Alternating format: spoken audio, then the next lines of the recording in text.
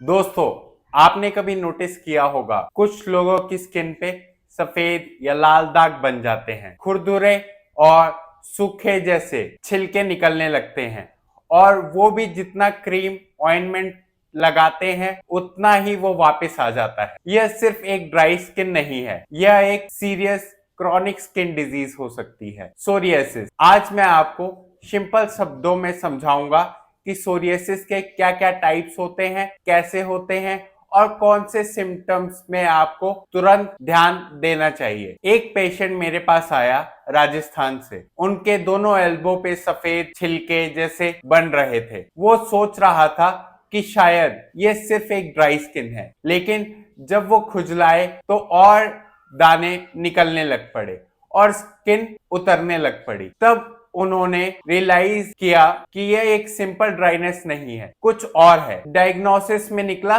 Psoriasis. अब मैं आपको समझाता हूं कि सोरियासिस एग्जैक्टली है क्या। सोरियासिस एक ऑटो इम्यून स्किन डिसऑर्डर है, मतलब आपका इम्यून सिस्टम ही आपके स्किन सेल्स को अटैक करने लगता है। नॉर्मल स्किन जनरली 28 डेज में रीजनरेट हो जाती है, लेकिन सोरियासिस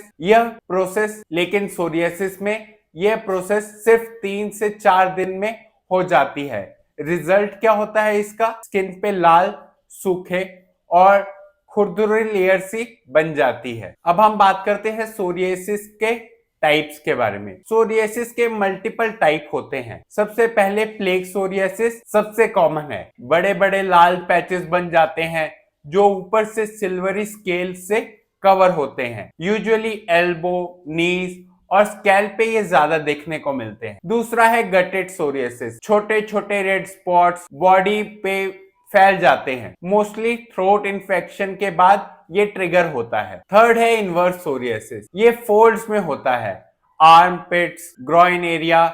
ये ज्यादा शाइनी और लाल होता है, फ्लेक्स कम होते हैं। Fourth pustular psoriasis. इसमें स्किन पे एक छोटे छोटे पस फिल्ड ब्लिस्टर बन जाते हैं। और फिफ्थ एरिथ्रोडर्मिक सोरियासिस।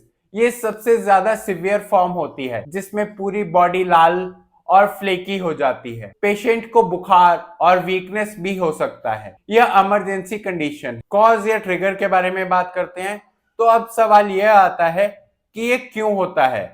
आयुर्वेद और मॉडर्न साइंस दोनों के हिसाब से इसके मल्टीपल कॉजेस होते हैं। सबसे पहले आता है इम्यून सिस्टम इम्बैलेंस। सेकंड होता है जेनेटिक फैक्टर, जैसे कि कोई फैमिली हिस्ट्री हो, स्ट्रेस या टेंशन, ये सबसे बड़ा ट्रिगर होता है। सर्टेन मेडिसिन जैसे ब्लड प्रेशर या बीटा ब्लॉकर्स, लाइफस्टाइल और खाने का पैटर्न। आयुर्वेद कहता है रॉन्ग फूड कॉम्बिनेशन, जिसे हम आयुर्वेद में विरुद्ध आहार कहते हैं, जैसे दूध के साथ मछली खाना, दूध के साथ नमक लेना, ये डाइजेशन को डिस्टर्ब करता है और सोरियासिस जैसी प्रॉब्लम को ट्रिगर करता है। अब आपको सिम्टम्स पे ध्यान देना चाहिए। स्किन पे लाल या सफेद पैचेस जो खुजलाते या छिलके जैसे होते हैं, इचिंग या बर्निंग सेंसेशन होना, स्कैल्प डैंड्रफ जैसे लेकिन ज्यादा स्टबर्न, नेल्स थिक या येलो या ब्रिटल हो जाते हैं। तब सिवियर केसेस में जॉइंट में पेन भी हो सकता है,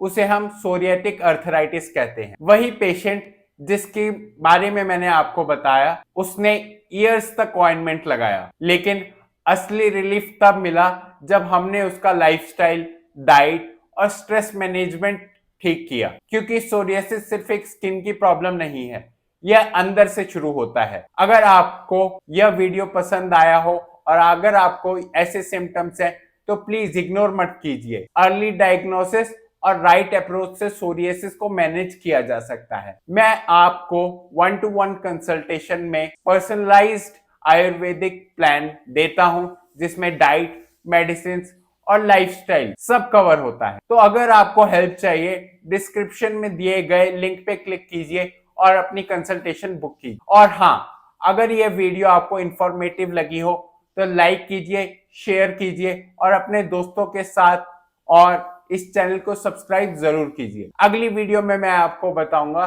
कि आयुर्वेद में सोरियासिस का ट्रीटमेंट क्या क्या और कैसे होता है। धन्यवाद।